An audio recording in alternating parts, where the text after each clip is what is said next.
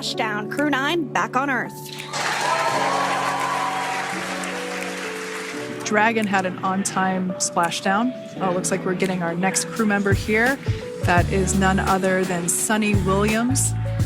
Big smile, big waves. 9 నెలల పాటు అంతర్జాతీయ అంతరిక్ష కేంద్రం ISSలో చిక్కుకున్న నాసా వ్యోమగాములు సునీత విలియమ్స్, బ్యారీ బుచ్ విల్మోర్లు సురక్షితంగా భూమి మీదకు చేరుకున్నారు. స్పేస్ ఎక్స్ సంస్థకు చెందిన డ్రాగన్ క్యాప్సుల్లో వారు భూమి మీదకు వచ్చారు. All hooks are open. ISS నుంచి బయలుదేరిన తర్వాత 17 గంటలు ప్రయాణించి అమెరికాలోని ఫ్లోరిడా తీరంలోని జలాల్లో సురక్షితంగా దిగారు. NASA astronaut Nick Hague, Russian cosmonaut Alexander గోర్బనోవ్తో కలిసి భూమి మీదకు వచ్చారు. డ్రాగన్ క్యాప్సుల్లో భారత కాలమానం ప్రకారం బుధవారం తెల్లవారుజామున సరిగ్గా 3 గంటల 27 నిమిషాలకు భూమిపైకి చేరుకుంది. 4 భారీ పారాచూట్ల సాయంతో అది మెల్లగా సముద్రంలో దిగింది. And Splashdown, Crew 9 back on Earth.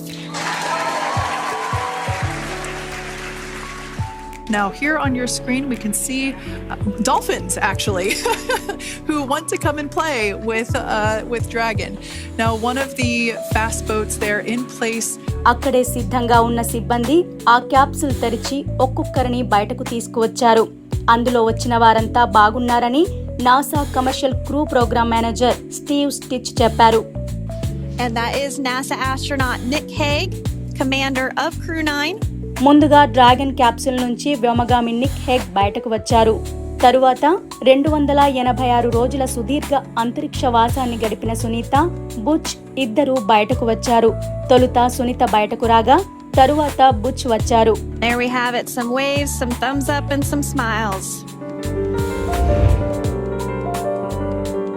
61 ఏళ్ల విల్మోర్, 58 ఏళ్ల సునీతలు 2024 జూన్లో బోయింగ్ స్టార్ లైనర్ అంతరిక్ష నౌకలో అంతర్జాతీయ అంతరిక్ష కేంద్రానికి వెళ్లారు. బోయింగ్ కి చెందిన స్టార్ లైనర్ ప్రయాణికులను అంతరిక్ష కేంద్రానికి తీసుకువెళ్లేలా రూపొందించిన తొలి స్పేస్ క్రాఫ్ట్. ఈ కొత్త వ్యోమనౌక పనితీరును పరిశీలించడంలో భాగంగా సునీత విలియమ్స్, విల్మోర్లను అంతరిక్షానికి పంపారు. ఆ అంతరిక్ష నౌకలో తలెత్తిన సమస్యల కారణంగా ప్లాన్ ప్రకారం వారు తిరిగి రాలేకపోయారు.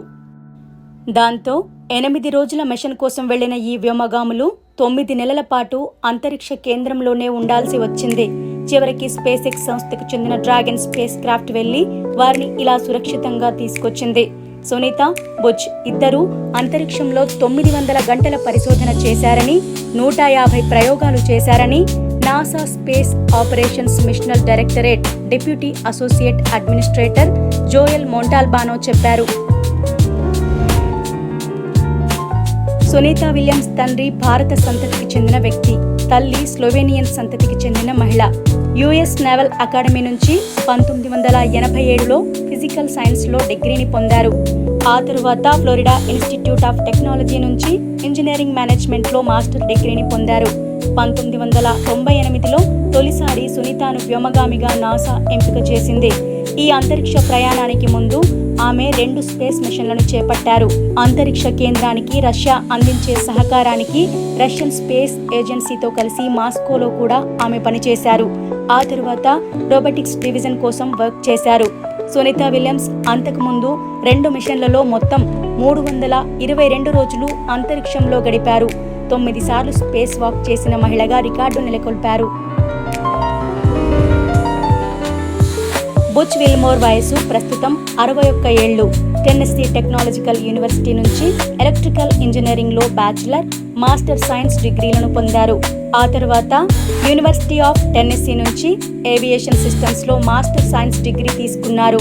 ఆయనకు విస్తృతమైన సైనిక అనుభవం ఉంది. అమెరికా నేవీలో ఆఫీసర్గా, పైలట్గా కూడా పనిచేశారు. 8,000కు పైగా ఫ్లైట్ అవర్స్ను, 663 ఎయిర్ క్రాఫ్ట్ క్యారియర్ ల్యాండింగ్స్ను చేపట్టారు. 2000 సంవత్సరం జూలైలో నాసా ఆయన్ను వ్యోమగామిగా ఎంపిక చేసింది. యునైటెడ్ స్టేట్స్ నేవీ నుంచి పదవీ విరమణ పొందిన కెప్టెన్ ఆయన.